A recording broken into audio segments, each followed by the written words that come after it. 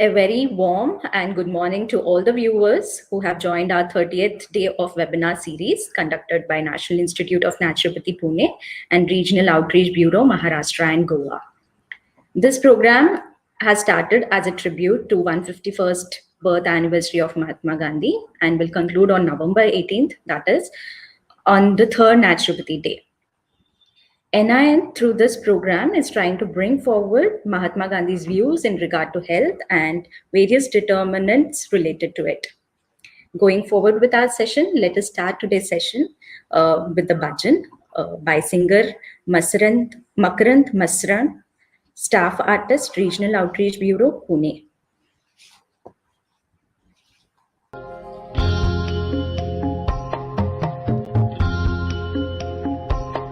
इतनी शक्ति हमें देना दाता, मन का विश्वास कमजोर होना।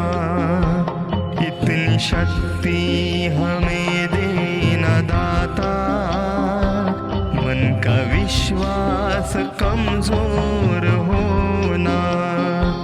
हम चले नेक रास्ते पे हमसे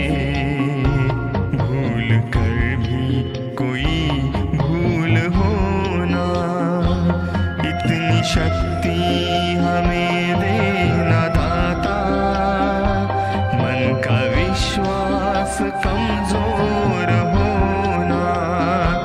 हम चले नेक रास्ते पे हमसे भूल कर भी कोई भूल होना। इतनी शक्ति हमें देना दाता, विश्वास कमजोर होना।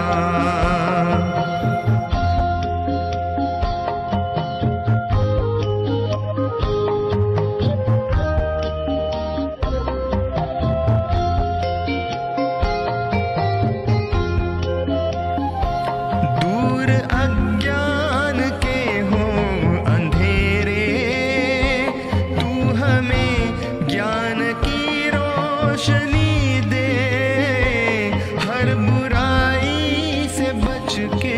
रहे। हम जितनी भी दे भली जिंदगी दे, बैर होना किसी का किसी से, भावना मन में बदले की होना। हम चले नेक रास्ते पे हमसे भूल कर भी कोई शक्ति हमें देना दाता, मन का विश्वास कमजोर होना।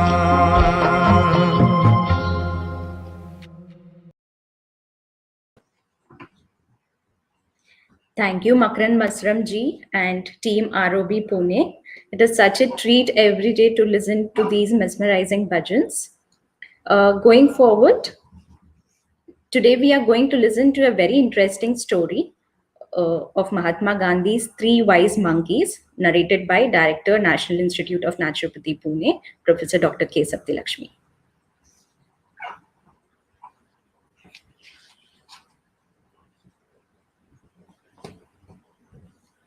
Namaste friends, welcome to Gandhi Katha. Today we will see Mahatma Gandhi's Three Monkeys.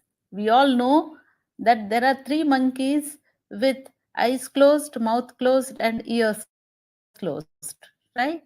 So let us see how this has come about as Mahatma Gandhi's Three Monkeys. Okay. So it is said that Gandhiji had very few possessions, such as spectacles, sandals, a pocket watch, and a small bowl and plate.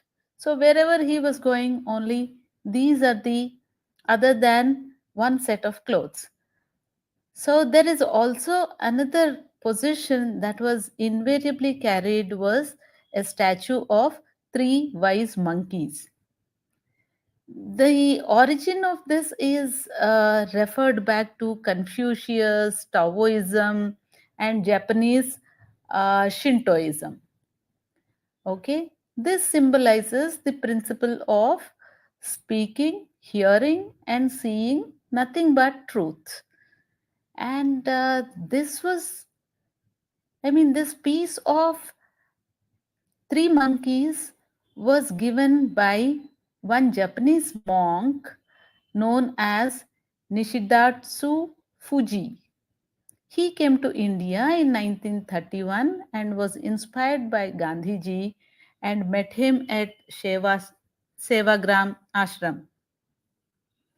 And Fuji became Gandhiji's follower and throughout his life. And not only he followed, and he had a big following too back in Japan. So the Fuji's followers had one of the followers, he had written a will in which he pledged rupees of 1 lakh yen to be given to Vardha Ashram.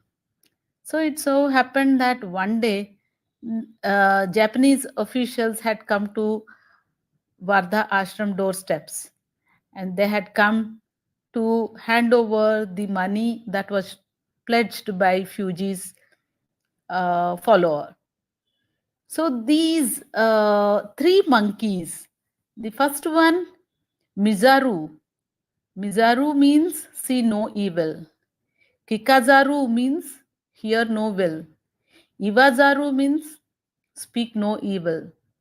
These are a 17th century worldwide accepted views of peace and tolerance, which Mahatma Gandhi liked so much, and he used to carry wherever he went throughout his life, given by his friend Nishidatsu Fuji.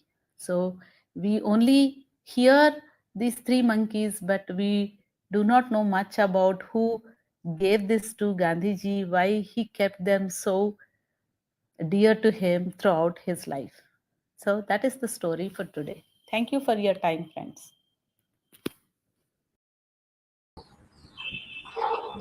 Very well said, ma'am. I think good mind, speech, and right actions are very important, not only for ourselves and the way we conduct in our society. With this, we will move on to our next segment. As we discuss every day about NIN activities, today we are going to discuss about the research department and various activities involved in the research department.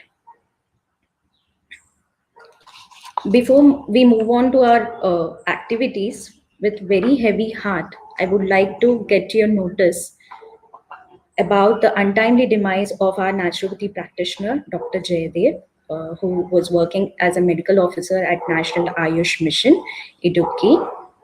We would like to give our heartfelt condolences to his family.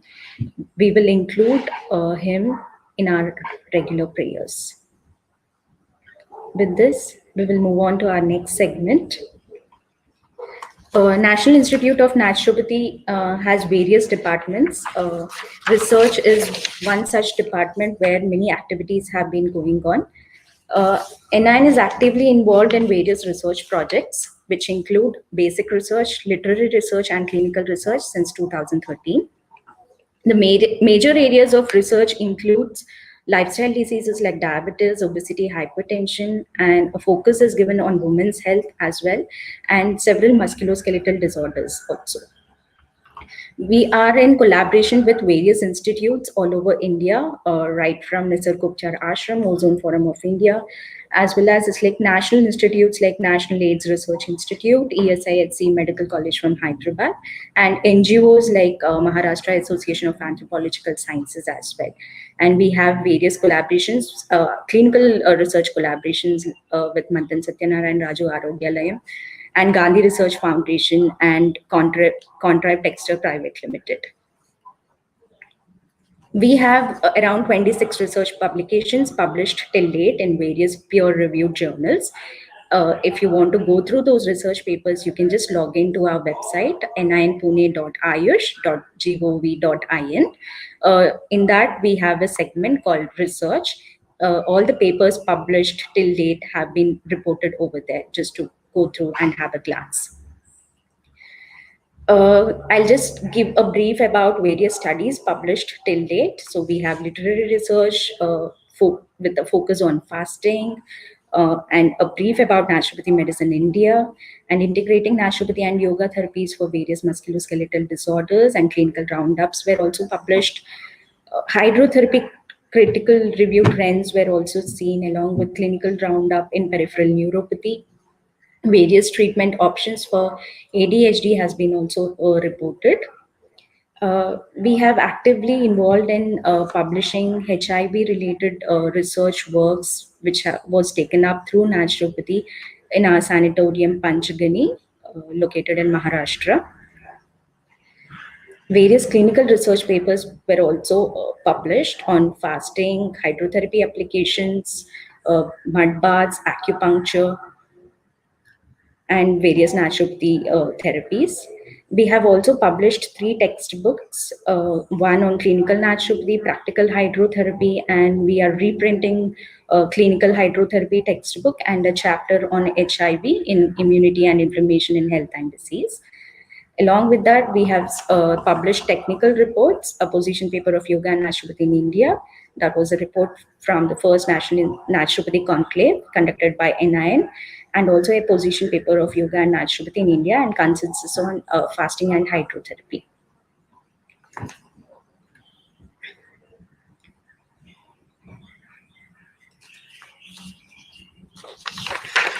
Moving on to our next segment, we have with us Dr. Kajal Gupta, who will be briefing us about sun exposure, how it can help in improving vitality. Over to Dr. Kajal. Thank you so much, ma'am. So as we're discussing every day different modes and interventions that how we can increase our vitality. So today I'm here to talk about the theme of the April month, that is sun exposure, as already Dr. Heinrich has told. Sun exposure is one of the major element therapy in naturopathy, which we have different element therapies we have discussed yesterday. Today we will be talking about the sun therapy. Sunbathing is a tonic beyond the conception of those who have not got the luxury of physical training in the form of fitness. Talking about the immense action of the sun rays or the value of the sun rays, I would like to give an example here. If we take a plant and keep it in a room where it's so much of dark, or if we cover it in such a way that sunlight cannot reach to that plant, after some days or after few days, we would see that the plants will start to die. And yet, we humans cover ourselves or swathe ourselves with the clothes in such a way so that sun should not reach us or sun cannot reach us. So we need to really think like what would be the consequences on the skin of the human body when we are not allowing the sun rays to reach till our skin. The first scientifically established health benefit of sun exposure was discovered in 1999, where it was seen that sunlight can cure rickets. Sunlight is composed of different wavelength bands, and exposed to these wavelength bands will have a positive as well as negative effects on the human body.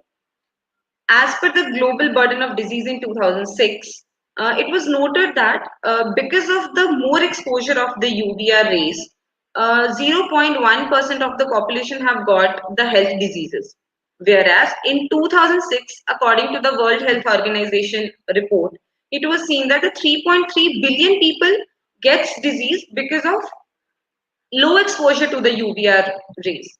So it is very important to get the balance right so that we are not harming our body in any sense by exposing ourselves to the sun rays.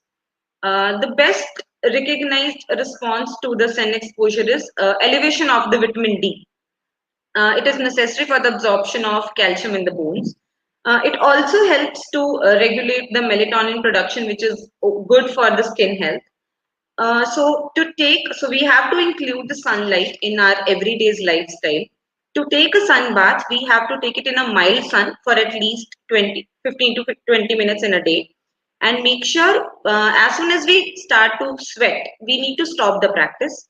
Drink 1 to 2 glasses of water before you go into the sun and cover your head with the wet towel. So with these suggestions, I'll end my today's discussion here. So tomorrow we will be talking about the mental well-being and how it has effect on the vitality of a human body. So please stay tuned with us. Thank you.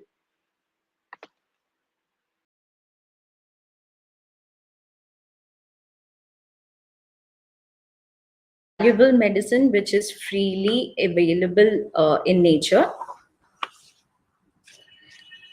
Moving to our segment, I would like to welcome Dr. Suresh Babu. Good morning. Good morning, Dr. Haindavi. Good morning. I would like to give a brief introduction about the speaker. We have with us Dr. V. Suresh Babu, who is working as an assistant professor at Division of Life Sciences, SVSI University, Bangalore. Dr. Suresh has completed his bachelor's in naturopathy and yoga and MD in yoga therapy and rehabilitation. He was actively involved in designing and upgrading sleep laboratory at SVSI Bangalore. He actively worked in various research projects and also involved in academics since 2012. He also published his work on efficacy of sleep special techniques on young healthy yoga practitioners and a comparative study of cultural impact on emotional happiness in Chinese and Indian adults in various peer-reviewed journals. With this background, I would like to invite our speaker to take over the session. Welcome, sir. Okay, thank you. Thank you for the opportunity. So, we are all familiar with the term sleep, and we are also very familiar with the term hygiene, isn't it? So, what is sleep hygiene?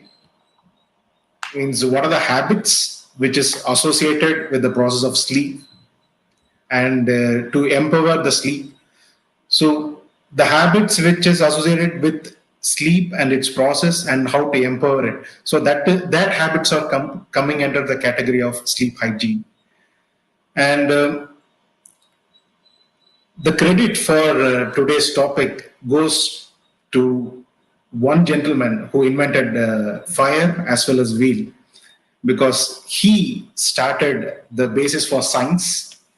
Because of him, we have evolved to use artificial intelligence. We have evolved to use multiple applications with our own science. But what it result to the human health and his lifestyle is human routine just involves only eat, sleep, work, and repeat the same routine, eat, sleep, work. How it is becoming mechanical. Either we are adopting a machine life with or without the support of machine, or how is it going? I'm just answering the question. We are really going towards the exact opposite of how we are supposed to be. So in Ayurveda, the term dinacharya has been termed to say how we are supposed to have our day-to-day activities, how we are supposed to have our day-to-day activities to have a good health. But are we doing it? No. We are going towards the goal of getting educated, getting a good job, getting a good, getting settled, and earning for the future, taking care of future. So, what about our own health and our own habituals? That we still have a question. So, let us talk about sleep in that part, because nearly 8 hours or 7 to 9 hours people spend on sleep. As in books, we say 7 to 9 hours people spend on sleep.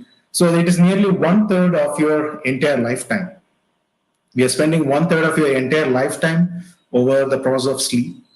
And sleep plays a major role in your basic physiology. If you don't sleep for a day, okay, you look tired. If you don't sleep for 2 days, you'll be in a very bad shape. You'll be having disorientation and all.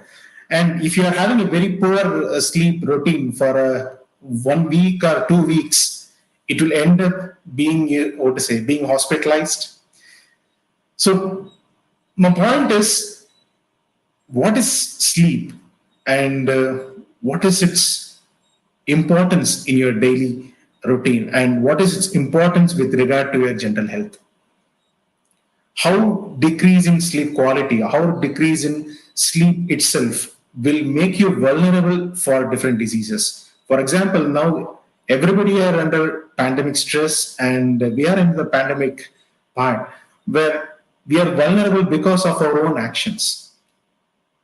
Sleep is directly related with our immunity and vitality.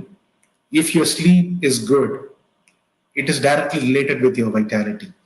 Poor sleep related with poor vitality.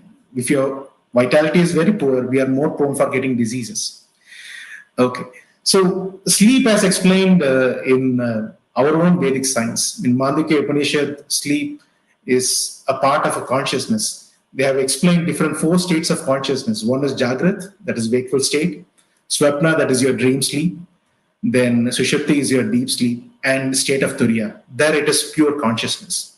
Even in Patanjali Yoga Sutra, sage Patanjali have said sleep is modification of your consciousness. Coming to modern science, just explain that sleep is an altered state of consciousness where we are having inhibited sensory activity as well as nearly inhibition of your voluntary muscles. So this is a brief definition of sleep. And sleep is directly related with your physical health, your mental health, your social behavior, and your control over your emotional levels and all. We have a minimum requirement is 7 hours of sleep is required or recommended to be healthy and to function efficiently. Coming back to quality or quantity. Okay, people say I sleep continuously for around 8 to 9 hours. Then also I feel little tired in the morning. Or people say I sleep only for 4 hours. I practice yoga. I sleep for 4 hours. So which is correct? 4 hours of sleep and a good yoga practice or a good physical activity, or 9 hours or 8 hours of continuous sleep, but still feeling tired. So which is the one? Which is the true thing? It always the thing is the part is quality is matters. Quality matters rather than quantity. A good quality sleep is really required to function properly, both physically and psychologically, and to increase your productivity and efficiency. You must have a quality sleep. And this skill of sleeping, we never learned in any school. Though we have slept in school, we have never learned about it in any school. We learned it as a natural skill, just like how we learned swimming in our mother's womb. Sleep is one skill we have learned from our mother herself. And that credit goes to our mother who are given us the opportunity to live.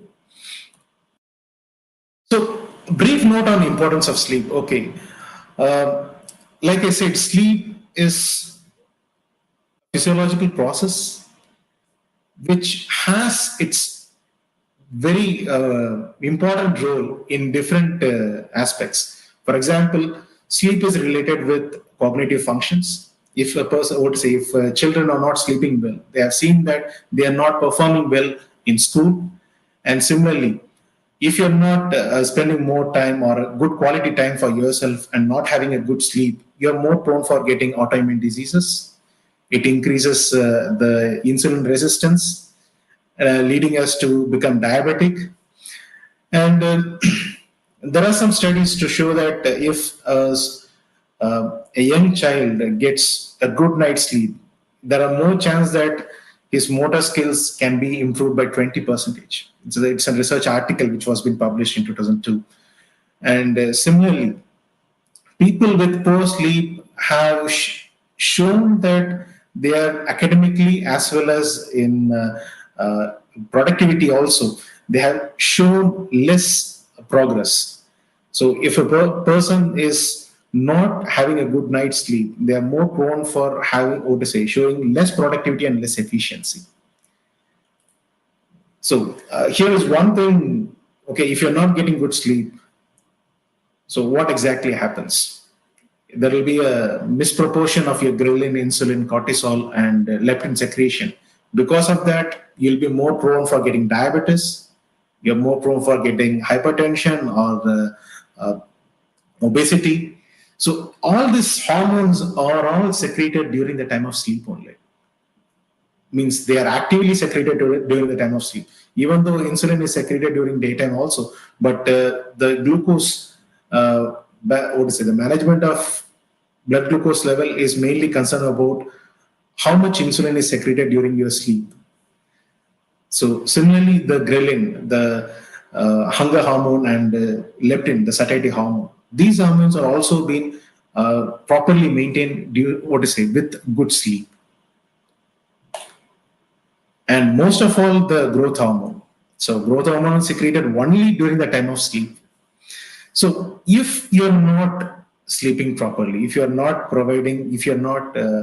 having a good sleep, we can call them as sleep deprived. The recommended amount of sleep is 7 to 8 hours. If they're not coming at least to 6 hours of proper sleep, and if they're sleeping in a different routine, for example, one day you're sleeping at around 10 o'clock, the other day you're sleeping at around 3 o'clock in the morning. So that also will increase the sleep debt. And this irregular sleep timings and a poor sleep discipline will lead to different conditions that will make ourselves vulnerable. For example, it will increase the insulin resistance. Like I said, I don't want to go into the very detail of how sleep influences different physiological system. I'm just taking one as example because in diabetes we are ranking number 1 or 2 throughout the world because of our own habits and our own lifestyle. It's not because of the largest population in the entire country, entire world. It is because of the lifestyle and how the diet and all the other associated things. So one aspect I'm taking, if you are not having proper sleep, sleep is one phase where we letting ourselves to heal ourselves. Sleep is a resting phase where we are doing the internal management. Our consciousness or our brain activity is completely focused upon our own body. Below your neck level, most of your organs will be in your resting phase, whereas above the neck level, it will be like hyperfunctioning. You can see the internal management, the supercomputer on your cranial cavity, which will say, okay, this place needs proper circulation. This is having an inflammation. Here we have to see more circulation and try to increase the healing process. And similarly, here the availability of insulin is not there. So let us increase the insulin secretion. Or here we have to give more of a growth hormone, whatever it is. So the brain decides. And similarly, for the entire body, there is one clean drainage system, that is the lymphatic system, which take care of removing the metabolic end products and all. But this functions is below the it's apart from the brain. So the brain's metabolic end products, whatever the chemical or the neurotoxin or the neural end products produced in the brain, are removed only during the time of your sleep, not during when you're conscious, when you're awake and all. So it happens only during the time of sleep. If you're not providing proper sleep, we will end up in a complete collapse, making ourselves vulnerable for any kind of disorders. So here is one example. Okay, if you're not sleeping properly, they have seen that there is an increased insulin resistance, whereas when the sleep has been normalized, the insulin resistance has been reduced. So this is one thing which we can do to make ourselves safe from not, being vulnerable to become diabetic, is sleep properly. So when it comes to hygiene, one thing has to be kept in mind. One is discipline, also known as Anushashan in Hindi. So punctuality is part and part of discipline. And other samman, we say, mutual respect. It's the mutual relationship between the body, the mind, and the consciousness itself. of how we are giving the respect to the body, how we are giving the respect to the mind. So if you respect your body, we'll say that, okay, I have to give sufficient rest for him. He has performed well during the daytime. We have to give a sufficient rest to the body itself. And similarly, the mind also. The mind is something which is an evolved, it's a unique one. We always have to have positive thoughts in your mind. You must always have positive thoughts in your mind, and we must not treat our mind as a garbage. So we will discuss about mind and mindfulness and what's its role with sleep hygiene. So when it comes to sleep hygiene, what are the factors or what are the habits which will empower your good night's sleep? Sleep hygiene means habits that help you have a good night's sleep. That is a sleep. That's what sleep hygiene means. In Hindi, it is Neend Ki Swachhata. So, what are the factors? One thing is bedtime and duration of sleep. Second thing is your environment and your lighting, where you are sleeping. And the third thing is diet and nutrition. Fourth is your conscious mind and its well-being. Fifth is work and personal ethics. Sixth is consistency and discipline. Seventh is your daytime activity. So all these habituals, all these routines, all relate to your quality of sleep. So what makes a good sleep? Sleep continuity. Continuity means how continuous your sleep is, how many times you wake up at night during your sleep episode. If you go to bed by 9 o'clock or 10 o'clock, how many times you wake up before going to, before you get up in the morning time. So that is your sleep continuity. If it is less than 2, sufficient. If it is less than 1, more than sufficient. And sleep latency. You go to bed, you switch off your light. How much time you take to get into sleep? That's your sleep latency. So if you take more than 30 minutes, you are coming under the category of insomnia. So if it is less than 3 minutes or less than 6 minutes, then it shows that you are having a lot of sleep debt. You're completely exhausted and you're completely tired. So you have to come under the category of more than 7 minutes and less than 20 minutes. Then only it is called to be healthy. If it is more than 30 minutes, you're either called as a candidate for insomnia. If it is less than 7 minutes, it shows that you are sleep deprived. And similarly, freshness after a sleep episode. Okay, if you get up from sleep, if you feel fresh, then only we can say you had a very good sleep. If you don't feel fresh, it only shows that your sleep is not to the level. It is a sign of a poor sleep. And next thing is sleep efficiency. So sleep efficiency is calculated by total duration of your sleep by your time on bed. So if it is more than 80 percentage, then we can say, okay, you are having a good sleep. If it is more than 90 percentage sleep efficiency, then say you are having a wonderful sleep, we can say. So the habits here mentioned on your left side. So bedtime, duration, diet and nutrition, all these things affects your sleep continuity or sleep latency or sleep efficiency or freshness. So all these things have a direct impact on all these things. So the very next thing, okay, what are the signs for poor sleep hygiene? You will not get a good sleep, I would say. You're not getting good sleep. Next day morning, you feel tired. Even after your good night's sleep, you will be feeling tired. And irritability will be there. And you'll be having difficulty concentrating on your work. That will result in poor productivity and poor efficiency. And with respect to irritability, short-temperedness or irritation for anything, for example, chilayega, and a constant fear will be there. Okay, what about my daily targets and all those things? If you're deprived of your sleep for almost like more than 3 days or 4 days, you will see hallucinations. You will get paranoid also. So these are common signs of poor sleep hygiene. So this we can see with Hardworking person who is not taking care of himself. Work-oriented person, we can see most of it.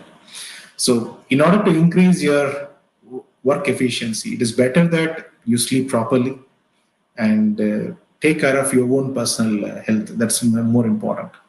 So, so what are the steps can be taken with respect to increasing your sleep quality or sleep efficiency? So these habits of sleep hygiene can be adopted. So first thing is bedtime and duration. A good say is there: early to bed and early to rise. So keep one thing constant. The next thing will be what to say can vary, not a problem. So keep your bedtime constant. So if you have to go to bed by around 10 o'clock, kindly go to bed by around 10 o'clock, so that the body itself can, the brain can say that, okay, this is the time for sleep. I can just start systematically shutting down all the systems.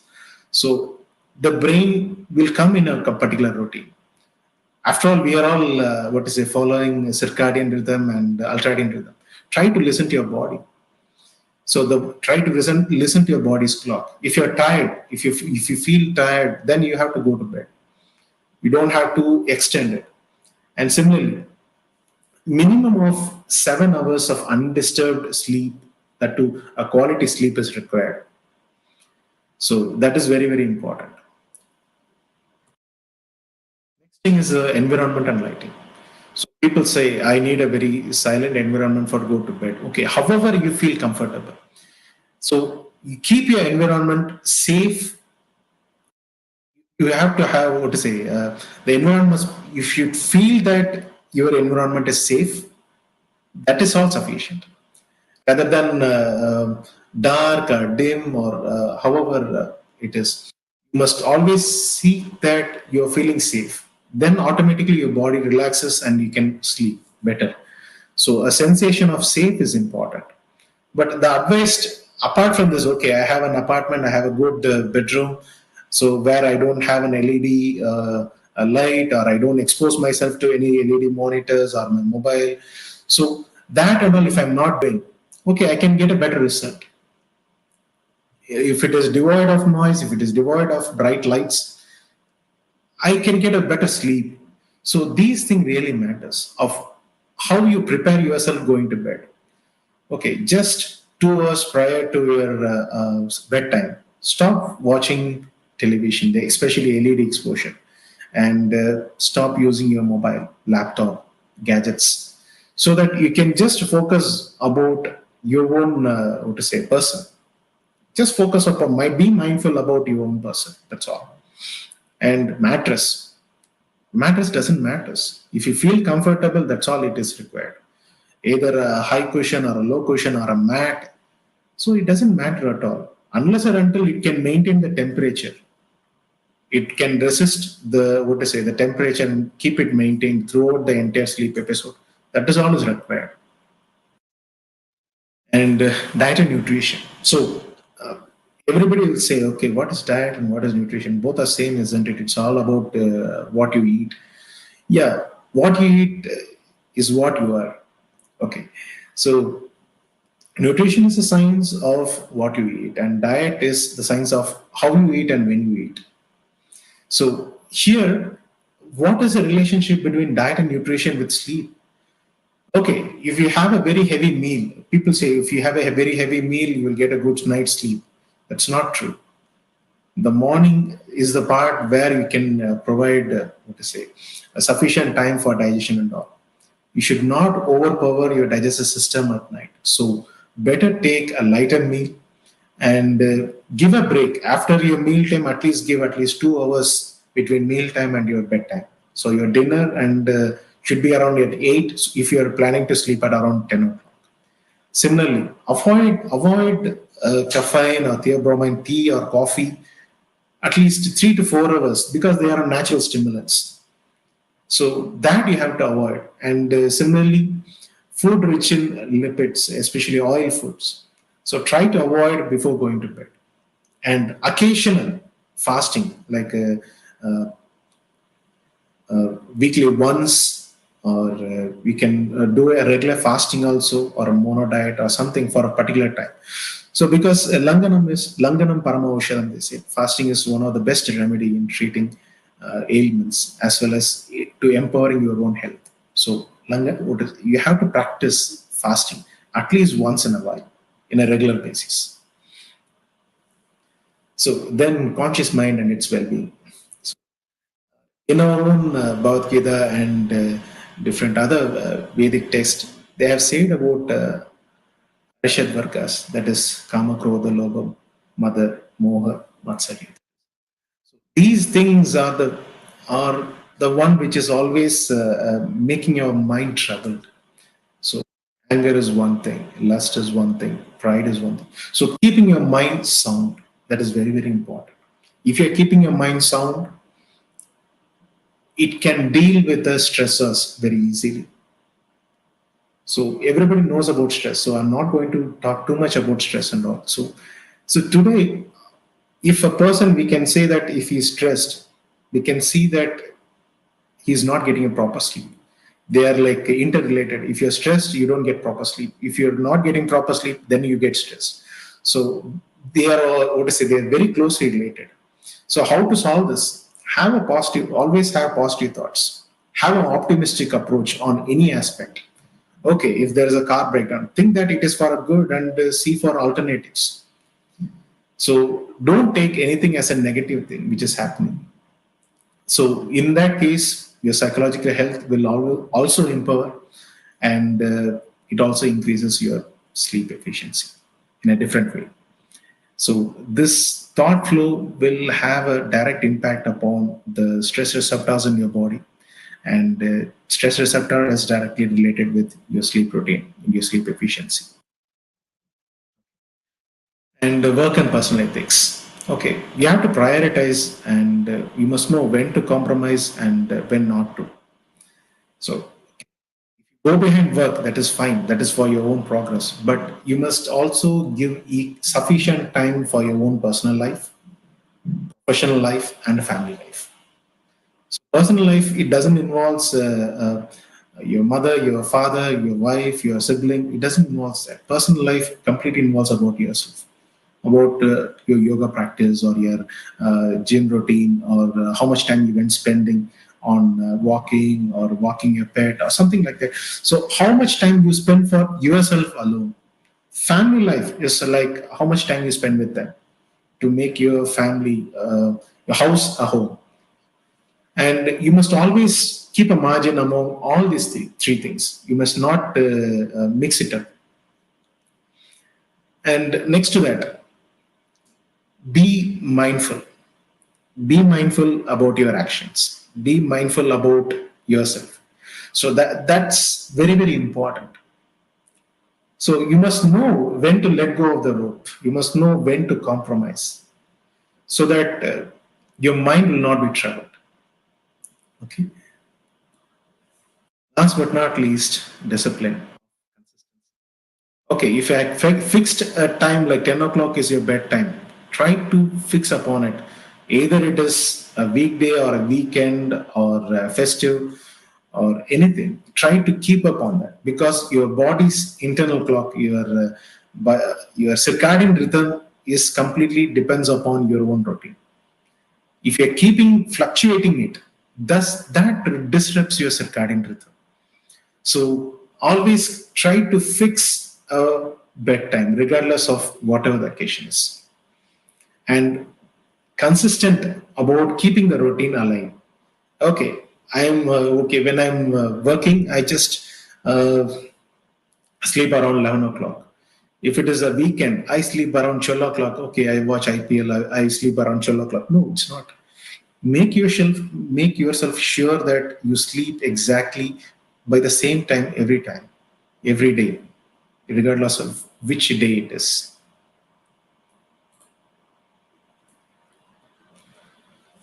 Then daytime activities. So this is one of the most other important thing, daytime activities, of how it directly influences. People say sedentary lifestyle is there, hard work is there. So every people, they must actively involve their physical body by either practice of yoga or exercise or gardening or walking, swimming. They must make sure that there is a proper physical activity per day. So not every, what to say, not every action has to be involving physical activity, but at least in a day, you must spend at least around 2 hours or 3 hours destined only for your physical activity. So that drains the energy. That, what to say, whatever energy you have, you can spend it on that. So, and investing time on your Annamaya Kosha is a wise move. To be very honest, investing time on your Annamaya Kosha, your physical body, is a very wise move.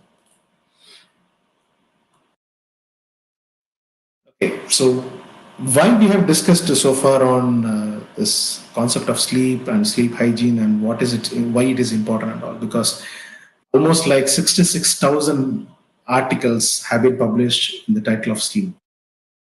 And sleep being a vital role with diabetes, 6,000 articles have proved it. Similarly, sleep and hypertension, management of hypertension, they are closely related. 4,500 papers have been published on it. And similarly, sleep and anxiety are interrelated. So 9,000 articles have proved it. Similarly, if you're not getting proper sleep, if you're sleeping when you're supposed to be awake, and if you're awake during the time when you're supposed to be asleep, you result being obese. And nearly 4,900 articles support that fact. And in overall, sleep and quality of life both go hand in hand. In the WHO quality of life questionnaire, they have asked, they have mentioned about how is your sleep and all the factors associated with that. Because sleep and quality of life goes hand in hand. So it is better to say, if you have a proper sleep, you are proud to say you're making yourself sure that you are healthy and your vitality is to the level. So there are some works like from what to say, referring to Mahatma Gandhiji's own sayings. So Mahatma Gandhi has said about ahimsa, satya, steya, brahmacharya, and apragraha, the yamas, and how to follow it. Sleep hygiene is one aspect coming under discipline. Even though in words, Gandhi have said a little bit about sleep and hygiene and all, but to be very honest, sleep being a vital part of your health as well as your daily life, and 1/3 of your entire life you have spent on sleep. We must respect sleep. We must respect our body. If you respect your body, Samman Dena Uska. So that's very, very important. Thank you. So this opportunity you have provided me has given me.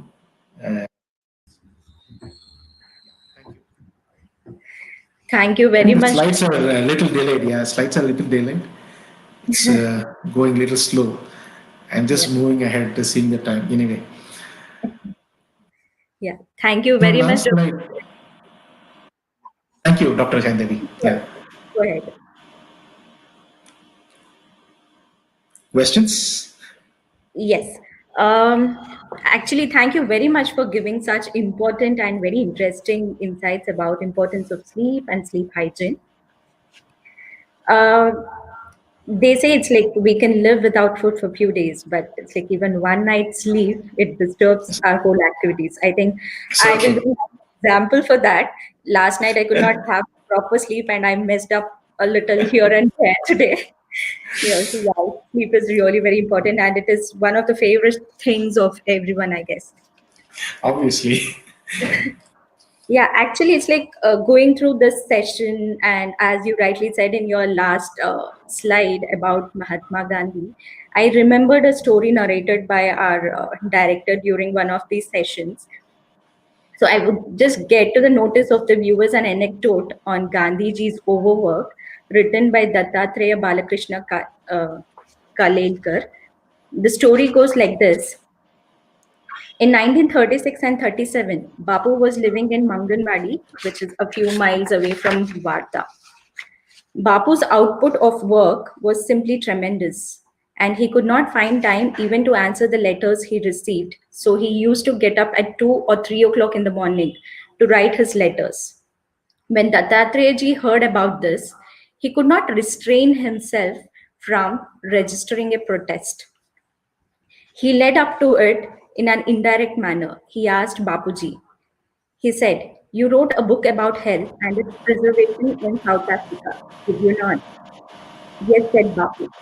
"You have dealt with everything there, ranging from food and digestion to sexual incontinence. But you have left out one most important matter." "Which?" asked Bapu. His interest quickened at last. "Sleep," he said. "You have not mentioned a single chapter on sleep." "You have not mentioned a single chapter on sleep." "Oh," said Bapu carelessly, "sleep. But what is there to write about sleep? When a man feels sleepy, he sleeps. What more one can do about it?" "Ah," Dattatreya said, and he claimed triumphantly, "that is just it. See how careful you are about food. You eat at fixed times and you eat a fixed quantity. You do a fixed amount of work every day. You satisfy the legitimate claims of all who come to you. You are particular about answering all the letters that come to you. You're careful regarding everything but sleep. If your work increases, it's your post sleep that is invariably sacrificed. How long this will go on, Babu?"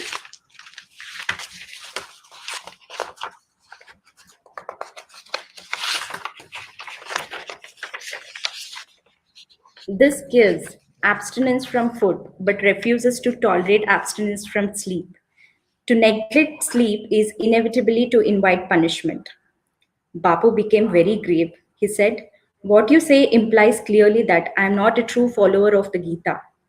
I take from the body only that amount of work which it is capable of giving. I do not believe that the work I am doing is my work. It is God's work. Let Him see to it. I am bound only to do my share of His work. If I try to do more, then that would be pride, not true service." Some time passed, Dattatreya came to Manganwadi from Boregaon. Mahadev Bhai said to him, "Bapu is not feeling well today. He is sleeping." The moment he awoke this morning, he said, "I'm feeling rather ill today. My blood pressure must have increased. Better send for the doctor." An unheard of the thing, as you know, Bapu never talked about sending for a doctor for himself. That day, he purposely kept away from Bapu. Dattatreya kept away from Bapu. After the evening prayer, Bapu talked about his health. His opening words were, "I am not yet a perfect follower of the Gita." Dattatreya actually had forgotten that old incident, but these words brought him to that conversation vividly back when he discussed this with Gandhi.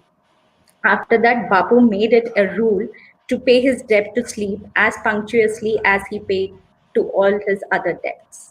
So from this, it's like we understand. It's like we every time we discuss that Bapu has uh, discussed everything about everything, but somehow he missed out sleep.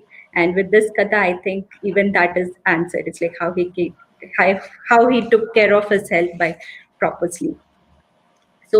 So true. Uh, Before moving on to our question answer session, we will have a small session by Dr. Kajal Gupta about the importance of sun exposure and how it can improve and enhance the vitality in Hindi language.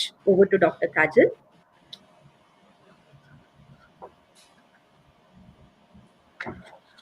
Namaskar. Thank you so much for a beautiful session about sleep and sleep hygiene. Actually मेरे according आज के time में जितना नींद के बारे में आज की जनरेशन को बताना जरूरी है उतना मतलब बड़े लोगों को उतना बताना आई गेस जरूरी नहीं है आजकल के बच्चे उतना जितना हम गैजेट्स में रहते हैं मोबाइल फोन्स में रहते हैं लैपटॉप्स में रहते हैं उनके लिए जानना कि नींद का हमारे जीवन पर और जीवन ऊर्जा पर कितना महत्व है वो बहुत ही जरूरी था. Thank you so much sir for a beautiful insights about sleep. Thank you. So talking about sun bath, that is सूर्य स्नान. प्रतिदिन हम विभिन्न उपचारों के बारे में हम बात करते हैं कि कैसे वो हमारी जीवन ऊर्जा पर, जीवन शक्ति पर उनका प्रभाव है. तो आज हम सूर्य स्नान के बारे में बात करेंगे, जिसका बहुत ही यह एक तात्विक उपचारों में से एक है. ये एक दवाई के तौर पर काम करता है उन लोगों के लिए जिन्हें शारीरिक प्रशिक्षण का मौका नहीं मिल पाता या जिनको उसकी सुविधा नहीं मिल पाती. अगर हम सूर्य स्नान की महत्ता और गुणों के बारे में बात करें, तो मैं यहाँ पर एक उदाहरण देना चाहूंगी. अगर हम एक पौधा लेते हैं, उसको एक ऐसे कमरे में रख देते हैं जहां पे सूर्य की किरणें नहीं पहुंच पाती हैं, उसको इस प्रकार से ढक देते हैं कि सूर्य की किरणें वहां तक ना पहुंच पाए, हम कुछ दिनों बाद ये देखना शुरू करेंगे कि वो पौधा मुरझाने लगेगा. पर human being, I mean like जो मनुष्य अपने आप को बहुत ही बुद्धिमान समझता है, वो अपने शरीर को इस प्रकार से ढक के रखता है ताकि सूर्य की किरणें उस तक पहुंच ही ना पाए. तो हमें यह सोचना बहुत जरूरी है कि उसका हमारे शरीर पर क्या प्रभाव होगा. अगर हम साइंटिफिकली या वैज्ञानिक रूप से देखें, तो सूर्य स्नान का सबसे पहले जो अध्ययन किया गया था वो 1919 में किया गया, जिसमें यह जाना गया कि सूर्य स्नान को एक उपचार के तौर पर रिकेट्स की बीमारी में प्रयोग किया जा सकता है. सूर्य की किरणें विभिन्न प्रकार के वेवलेंथ बैंड से बनी होती हैं, जिसका अनावरण शरीर पर सकारात्मक और नकारात्मक प्रभाव डालता है. ग्लोबल बर्डन ऑफ डिजीज के अनुसार 2006 के अध्ययन के अनुसार सूर्य की किरणों के अधिक अनावरण से 0.1% लोग बीमारी का शिकार हुए. बल्कि परंतु अगर उसी तरफ हम WHO की रिपोर्ट को देखें, 2006 में 3.3 अरब लोग सूर्य की किरणों के अनावरण ना होने से बीमारी का शिकार हुए, जो कि ज्यादा मायने रखता है. तो ये बहुत जरूरी है कि हमें यह देखना है कि सूर्य की किरणें संतुलित समय से हमारे शरीर पे लगती रहे ताकि हमारा उस पे कोई भी गलत प्रभाव ना हो. वैज्ञानिक अध्ययनों के अनुसार सूर्य की किरणों का सबसे अधिक प्रभाव विटामिन डी की स्थिति पर जाना गया है. यह हड्डियों में कैल्शियम की मात्रा के लिए बहुत ही जरूरी है और मेलेटोनिन नाम के हार्मोन की नियमितता के लिए बहुत जरूरी है. सूर्य स्नान हमारी जीवन शैली में बहुत ही महत्वपूर्ण भूमिका निभाता है. तो सूर्य स्नान हमेशा हमें हल्की धूप में लेना चाहिए. कम से कम दिन में 20 से 30 मिनट तक सूर्य स्नान बहुत ही आवश्यक है. और कोशिश कीजिए कि जब भी आप सूर्य स्नान के लिए जा रहे हैं, तो कम से कम 1 से 2 गिलास पानी पीकर जाएं. और जब भी आपके शरीर पर, जब भी आपको लगे कि आपको पसीना आना शुरू हो गया है, तब हमें सूर्य स्नान की प्रक्रिया को रोक देना है. और सूर्य स्नान लेने के समय पर अपना सिर हमेशा एक गीले टॉवल से या गीले कपड़े से बांध लें. तो इन्हीं सजेशंस के साथ मैं आज की चर्चा समाप्त करती हूँ. कल हम मानसिक तंदुरुस्ती के बारे में बात करेंगे, तो कृपया हमारे साथ बने रहें. धन्यवाद.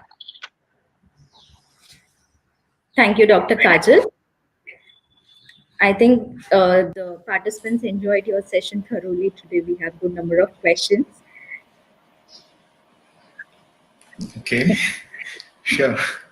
So one of the participants want to know, is it like sleeping on ground is good or sleeping on beds? Does post... Actually, there has to be, I saw Yeah. that question actually. The answer to answering the question, there has to be insulating surface. It doesn't matter whether it is a hard surface or a soft surface or a soft cushion. It doesn't matter. There has to be an insulating surface. There has to be a medium separating the ground from the body. Okay. That is very, very important. So they Okay. should not sleep Yeah. directly on the ground, but there should be something in between the person and the ground. Yes, a medium to separate the ground from our skin. That's all. That's important. So one of the participants is interested in understanding what is circadian and ultradian rhythms. Can you just... The circadian rhythm is our body's clock. The ultradian rhythm is the changes which is happening outside the body. It's the ultradian rhythm. So circadian rhythm, with respect to circadian rhythm, there is something called as clock gene in your DNA. There is something called as clock gene, which is very, very related. That clock ring gene is responsible for your growth, your aging process, growth hormone secretion, everything. So this circadian rhythm is a biological clock. For every person, the circadian rhythm is a standard one, but it is different because the phenotype and the genotype is different. As Darwin said, every life is unique. Correct. Not everybody are tall, not everybody are lean, not everybody are fair, not everybody are having a beard, right? Every person is unique on their own. So one particular gene being modulated throughout, and the circadian clock is incorporated in each of the DNA. Fine. I hope that answers the question. Yeah. Yes, that's right. Thank you.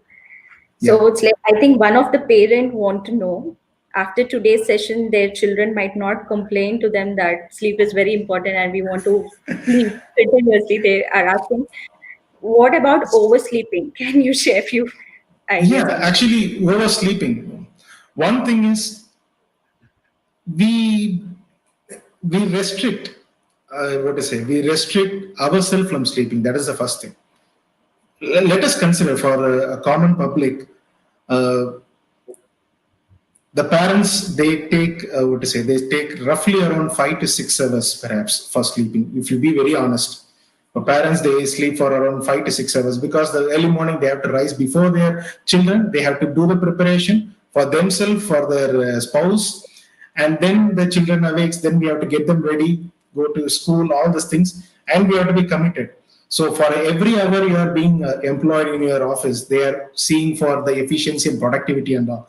So we are we are trying to manage all these things. So the sleep is completely different. One thing we have to be very certain is keep one time, that is your bedtime, to be very standard. The body decides how much sleep it needs. So if you have a lot of activities to manage, better go to bed early. I used to have a friend who used to go to bed exactly by around 9 o'clock in the evening. That is remarkable. I was doing my medicine. Then also I feel that, okay, how this person can go exactly by around 9 o'clock? Because he was practicing his yoga sadhaka exactly by around in Brahma Muhurta time. By around 4 o'clock, he'll be ready with doing his sadhana. 1.5 hours of yoga practice, followed by half an hour of meditation, either cyclic meditation or home meditation. So something, he keep himself occupied by 4 to 6. Before 4, he gets up and takes bath and prepare himself. So how many people do kind of sadhakas like that? But we cannot. That's the one thing. That's one thing. It is really difficult. That's why I said consistency. Keeping one thing consistent. Okay, you are having an examination. You have to spend the night. You must know when to compromise, when not to. Not every day. Okay. Anyway, there is one task which is we cannot find answer tomorrow. Okay, why bother about it? Go to your bed regularly at the same time. If you have a final presentation, okay, then you prepare. So you must know when to compromise, when not to, and how consistent you are maintaining your session. So are you consistent with your yoga practice? Are you consistent with your physical activity like gym activity? Are you consistent with your own dietary timing? So okay, today because of traffic, my arrival to home is delayed by 2 hours. Because of that, I have to compromise with my dinner. But from there, how I'm just scheduling my sleep, that is important. Correct. So yeah. So moving on to the next question, we say that we need, according to the circadian rhythm also, we need to get up before the sunrise and sleep by sunset. Like we should not expose ourselves to artificial lights and all. To this, one of the participants want to know, is it good to have an afternoon nap and how long it should be? Yeah, afternoon nap is one thing very popular among households, to be very frank. But the positive about afternoon nap is it is called as power nap, which is widely being prescribed in countries like Japan and China to increase their productivity, efficiency. They are allowed to sleep for around 15 to 30 minutes, not more than that. Afternoon nap is less than 30 minutes, we have to say. We should see that they are not going to transcend into N3 sleep or a deep sleep. They should not transcend into N3 sleep.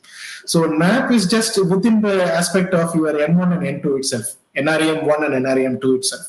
So that is very, very essential. It can increase your productivity like anything. So whatever, nourishment and rest, whatever you have taken during the time of sleep, that gets depleted by around 3 o'clock. After 3 o'clock, you feel exhausted. So you must have some, measures to be taken so that you can be efficient till around 7 or 8 in the evening also. But to be very honest, before presenting itself, I said, I give the credit as well as I blame the person who invented the fire and wheel, I say. Actually, human being were during the course of evolution, from 12 hours of sleep, now they are roughly sleeping continuously for 6 hours. That is the reason why we are not attaining highest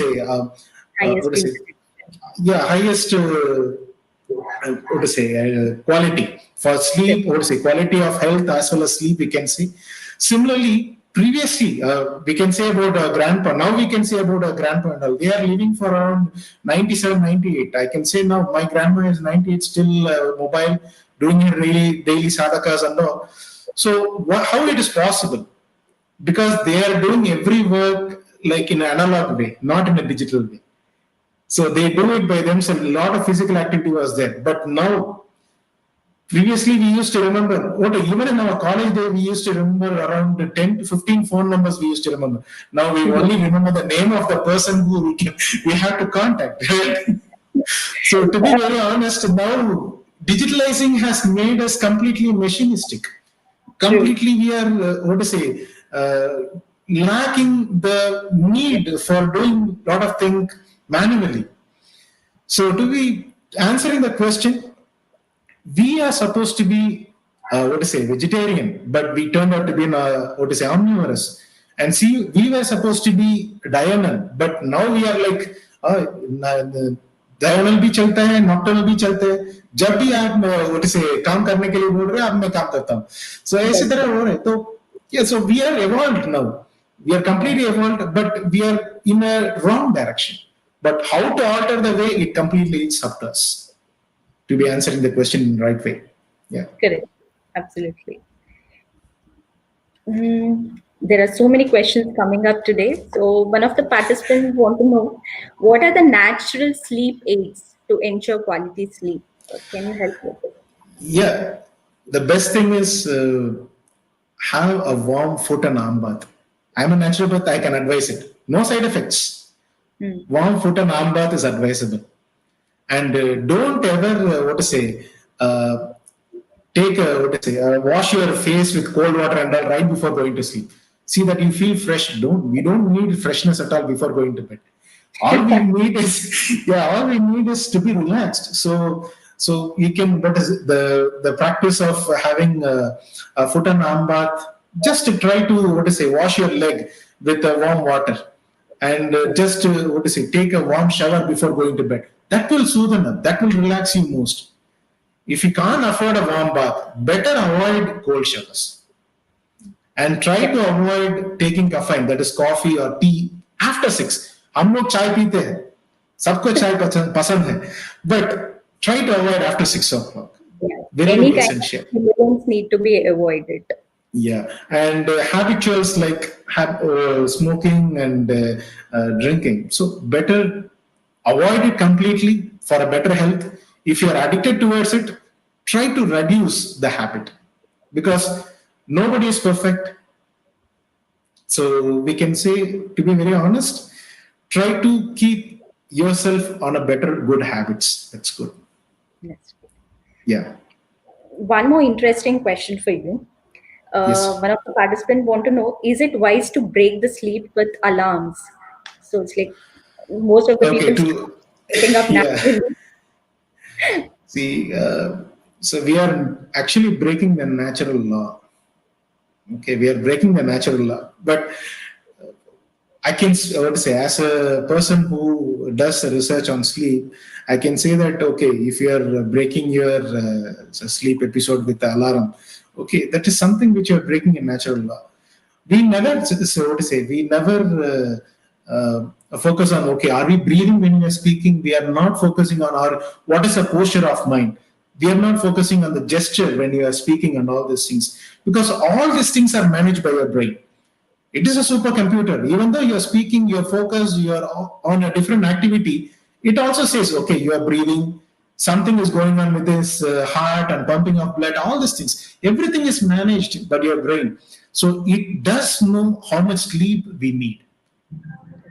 Only thing is, if you're keeping consistent, if you just keep a regimen, it can really follow. That's what I'm saying. Keep one thing standard, that is your bedtime. The body tells, okay, how much sleep we need. Okay, if you are doing a hard work, आप जानते हैं वो सड़क में काम करने वाले वो किसान लोग हैं, वो सब काम करते हैं 15 hours per day they काम कर रहे हैं वो सब. But if they go to bed, they don't see anyone complaining about sleep latency, anybody complaining about insomnia at all. Because one thing is, the body knows how much sleep they need. And they don't keep at all. They have a routine. They go to bed at the same time, but they rise up before us. Even yoga sadhakas can say this. Okay, 6 o'clock we schedule the yoga class. Okay, 6 o'clock means I will get up at 5:45. I will freshen up. I will come for 6 o'clock class. But they get up by around 5 o'clock. They stand on the field by around 6 o'clock so that they can finish it before the sun reaches high noon. Yeah. So the body decides everything. The brain decides everything, how much sleep we need. Similarly, a person with a sedentary lifestyle, okay, you are having most of your activity is tamasic. Okay, then okay, alarm is advisable. Initially, if you want to practice yoga on your Brahma Muhurta time, okay, at that time, initial days, alarm is sufficient. But that should not be a dependent. You should not be dependent on something. You will be addicted to something again, right? You are depending upon something again. Yeah, as you rightly said, I think the body knows how to schedule itself if we are maintaining the same Obviously. timing. Yes. Going on to the next question, one of the participants want to know relation of sleep and happiness hormones. Okay, no direct relationship. They have not said anything. No papers have been related with the endorphin release and sleep. Okay, but serotonin is there, a feel of content, and similarly decrease in cortisol they have seen. So sleep is related with something which is not bothering your happiness, they have found, but not completely related with the endorphin and happiness they have not found. But I have said there is a mutual relationship between your mind and your body.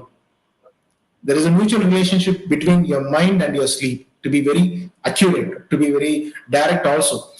If you are not having your mind sound, if your mind is not sound, if you are not having positive thoughts, if you are deeply stressed, your sleep is going to get hampered. And similarly, if you are not getting good sleep, then again your mind is going to get hampered. Because if you are not getting good sleep, the next day, okay, क्या कर रहे ये लोग? अरे यार इसी तरह का remark आते ही रहता है. So it is kindly like you want to say your ability to cope up with irritability, that completely goes off. Correct. Yes. So moving on to the next question, how sleeplessness can affect the heart functioning and heart diseases? Can you explain for our young generation?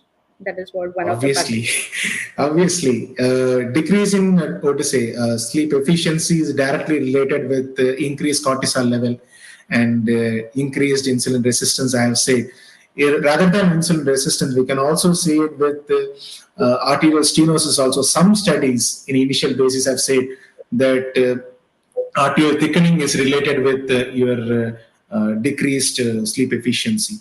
Similarly, if you're not sleeping properly, if you have if you're sleep deprived, that shows a lot of burden upon your body. That's right, absolutely. Body in the sense your physiology. So if you're not, if you're not giving sufficient rest, it is pumping. When you're awake, it's pumping. When you're climbing down stairs with physical activity, it is increasing the circulation as per our need. But it must give a proper rest by decreased, so if you are seeing the sleep physiology itself, the heart rate and your autonomic tone gradually it reduces as you transition into deep sleep. In step by step, it reduces. It reduces the burden to the circulatory system by itself. So, if you're not giving sufficient time for the body to rest, this the transition, definitely will get disrupted and will lead to different complications. Correct. Yeah, it's like there are a lot of studies being conducted, and night shift workers have all the metabolic disorders like diabetes, hypertension, and heart problems have been on an increase due to this. Yeah. The next question: what are the reasons other than anxiety for mild insomnia? You don't have to have anxiety, first of all, for having mild insomnia. That is only one cause. See, there is a concept which is getting popularized. It's called as perseverative cognition, we say. Perseverative cognition, if you say. That is a repeated negative thinking. So we know about negative thinking, but about repeated negative thinking, okay, really, does it really matters? Yeah, it really matters.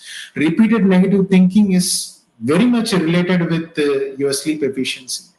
Our previous study on yoga practitioner itself, they have seen that this perseverative thinking and how you perceive stress really matters with your sleep efficiency. They have found a correlation in one of our previous studies being published. So all I can say on this is keep your mind sound. That's very, very important. Keep it with positive thoughts. So anxiety comes because of what? Because there is a stressor, and if you are not able to cope up with that stressor and the stress created by the stressor, it will lead to anxiety. Okay, if you know how to cope up with that, that's more than sufficient. So if you know how to drive a cycle, then you can have a cycle. If you don't know how to deal with a problem, then you are in a problem. You are in a mess. So that's to address the mild insomnia, they need to address the anxiety first. How to cope up with that, that's important. How to deal with situation. When to see, we know that, okay, we can we can wash 10 clothes in 1 hour, let us assume. Because we are addressing a very wide public, so we can go with very wide understanding. So we can wash 10 clothes in 1 hour. But if you are expecting them to wash the same number of clothes in half an hour, then you are making it stressful. To be very easily defining stress. If you are seeing that a task which is not able to be done in a particular time period, if a task is undoable, then you get stressed. If you are not able to solve something, you get stressed. So if you know that it is not possible, then you say, okay, namaste, हमको नहीं आता है भाई, मुझे इतना ही आता है, हम ऐसा कर सकते हैं और quality work कर सकते हैं. So we have to make a stand saying that I can do a quality work with this particular setting, this particular input and this output I can provide. But if with this time aspect I cannot able to finish it, that we have to be very clear. We have to be saying it. I'm really sorry we are taking your time, but I think. So moving on to the next question, one of the participants want to know: does sleeping posture, is it monitored by the body, or is it the discipline in sleeping which we do on a regular basis, which is carried on? To answer this question, everybody have seen baby sleeping. Everybody have seen a baby sleeping at least once in their lifetime. Or every day at home itself, you would have seen in relatives. Have you seen that nearly around 220 movements being observed within 1 hour? You go to bed on supine or prone or left side, right side, but we turn. We advise for OSA, we advise, okay, you turn towards your left or you turn towards your right so that your sleep will be continuous. For disease, for pathological conditions, we can advise, but the body itself decides which posture it needs. For example, if you're facing a window and if you're sleeping, sometimes you'll be facing towards the window. And after some time, you just turn the exact opposite. Once your core body temperature is stable at that particular time with the external temperature, okay, you maintain the posture. But whereas you tend to do a lot of physical movement, but not like raising hands or something. Physical movement will be there. Postural change will be there. That is opt with the person itself. If a person is more, I would say, if he's having a back pain, he will not lie on his back first of all. He will try to turn towards his side. If he's having obstructive sleep apnea, he will turn towards his side to have a better sleep. The body knows itself. We don't have to teach the body first of all. We must have the knowledge. The body will decide, okay, when to turn to right or left. If he's having arthritis, okay, he will know how to sleep for that particular condition. So we don't have to direct our body first of all. The Yeah. body knows better. So, not wasting much time, I will go ahead with our last question. It is related to your research work, which you have done on efficacy of sleep special techniques in young, healthy yoga practitioners. One of the participants want to know, just a second. Some great gurus like Sadhguru sleep for only 3 to 4 hours. It's like we have seen, it's like many of the meditators and advanced yoga practitioners sleep very less time, but still they have been great thought leaders. Does the cognitive abilities differ from person to person based on their sleep hygiene? Uh, to answer this question, I'm so young to answer this question when it comes to speaking about sages and yogis. But to be very honest, as a physician, as a fellow researcher, I can answer this question on one thing. We don't have people who are yogis. We don't have yogis volunteer themselves for this. Yogic life is something completely different. They have a very different agenda. They want to spread the knowledge first of all. Their purpose of life, the purpose of their life is to spread the knowledge and make others go towards the rightful direction. That's the ultimate goal. Being what to say, a leader of a cult or an ashram. So his ultimate goal is to improve the quality of their life and improve their journey towards Paramatma. So that will be his goal. Rather than we cannot ask them to be our scientific subject. Say that okay, Guruji, please IA or electro. We cannot, because on the state of conscious itself they can reach the state of Turiya, pure consciousness, over conscious. What to say? It's like something which we cannot even now. Also, we cannot do the neuro mapping for a state of Turiya. Still, it's a wonder. We cannot do a neuro mapping for the state of Turiya. We can do a state for status comatose. We can do state sleep. We can do for sleep, state for mindfulness, Tai Chi, whatever state you are doing, whatever action you are doing, we can do the neuro mapping. But for Turiya, still they have not seen. Okay, what they have not set a biomarker yet. A valid biomarker has not been set yet. Yeah, probably as this in our session, quality over quantity. And I think the deep meditation techniques which they practice also will help them to keep up those cognitive abilities in them. With this, I really thank you very much, Dr. Suresh, for your time. And we will end today's session. Thank you very much for joining us. Nandri, வாய்ப்புக்கு மிக்க நன்றி. Thank you. Thank you. Thank you.